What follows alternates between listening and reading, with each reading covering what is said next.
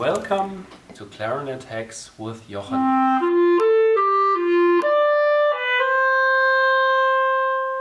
In this video format I will show you several tips and tricks how to take really good care of your clarinet. Today I want to show you how to oil the bore of your instrument. I suppose you stopped playing for a while and you took apart all the pieces of your instrument. You separated the barrel from the upper joint, the mouthpiece extra. You took away the reed to dry it on the back side. Perhaps with a paper you have somewhere. You put it somewhere to dry. And then you dried all these parts, the barrel, very important, dry the sockets. There's the most water inside. You dry the upper joint, put in the swab through it, and then, also very important, blow out the water from all the keys which are closed in normal playing condition, because beyond these keys you will have some water always. So afterwards you can dry it from outside. So now you put your instrument in its case, you wait for 2-3 hours up to the instrument is really dried, and now you can prepare the oiling of the bore.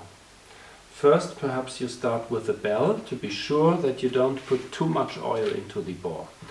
You use a brush, which is normally used also for recorders, and you use some linseed oil. You use very little on the tip of your brush. Then you try how much does this brush oil the wood surface. Test this with the inside of your bell and use a piece of paper to take away everything which is too much. Yeah? Then you see at the inside that it looks a little more shiny than before. We don't want to have too much water inside of the instrument and also not too much oil. So after having dried the instrument, you enter the brush with a little oil on it to the top of the instrument, just to the half, perhaps twice. You put a little on the upside. So you can do the same thing from the back side, being sure that you don't enter too much oil to the inside. If you do so, immediately use an old swab and pull it once again through the instrument to be sure that the pads of your instrument don't get oiled. There are players who like to put some paper things, just like this, beyond the pads to be sure that the surface of the pads will not be affected from the oil. I'm a little more experienced with oiling clarinets. I don't need to do this. So you see, okay, now we have really a very nice surface. Perhaps we can have a closer look to the inside, how it should look like this, compared to a dried instrument which has no oil inside. On the right hand joint, usually you don't have so much humidity. You just have to take care that, for example, those tone holes which are regularly closed don't take too much water. If you oil an instrument from the downside, be very careful with the large tone holes that there is no oil entering from the bore towards the tone holes. And then you can put your instrument back to its case, and there it can sleep up to the next moment you want to play. Special taking care of the barrel is important. Use the oil as well with the brush like this. And as this is not enough for the sockets, these parts, you could use these tiny things, putting a little oil on the tip of those and entering the oil to the surfaces inside your barrel. Also here it's good to not use too much. If I play frequently, I use the oil twice a week. When I play a grenadilla instrument, it's necessary to do this perhaps once a week, at least with a new instrument. And if you have a clarinet which is in use for several years, it's not really a problem to oil it once a month. Be careful with the linseed oil in contact to your mouthpiece. A clarinet mouthpiece made from hard rubber never should be touched with linseed oil, because linseed oil is a content of the material and it will damage the mouthpiece very, very quickly.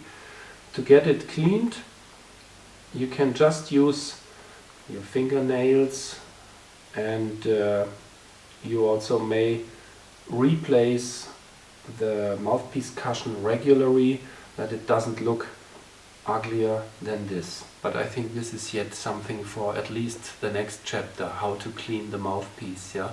Because there are several different tricks how to put a mouthpiece cushion on like this. I like very much to prevent my instrument in its case against the problems it can have by drying out, by opening those tone holes on the upper joint which are regularly closed, because in this part of the instrument you have the most humidity.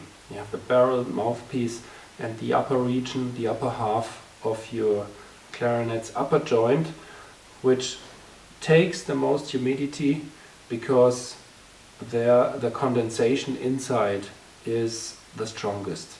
So I suppose that after playing and after drying, it is good to put something beyond the keys which are regularly closed. You also can use an old clarinet reed. You prepare this old clarinet reed, for example, like this. Crack the tip apart and use these pins, for example here, these tiny wooden parts to open the key. That's not enough, so use this one, and then the key is open, and you can put this in the clarinet's case. It can stay there open, and that helps a lot to prevent the instrument from cracking. The oil brush which I use for oiling the inside of the instrument, I put it in a plastic bag. I would show you a newer one, but it's good to have one which is still a little oil containing. I close it upside, and this preserves my brush for the next use. And don't forget to close your linseed oil, and then your instrument is well prepared for the next playing session. Thank you for watching this video. Hope you could learn a little bit. And if you look for further information, please watch the info box below.